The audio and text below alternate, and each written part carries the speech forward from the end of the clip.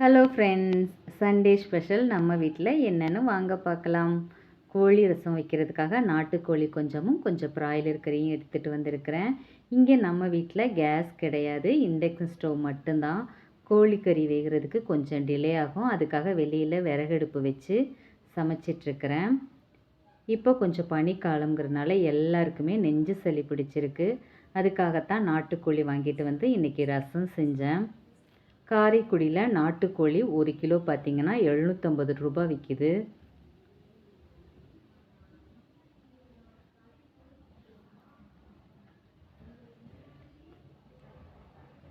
பிறகு chicken gravy, பிறகு chicken 65,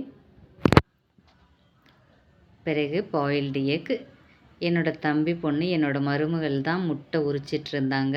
okay friends, அவ்வளோதான் நம்ம வீட்டில் சாப்பாடு. பாய்.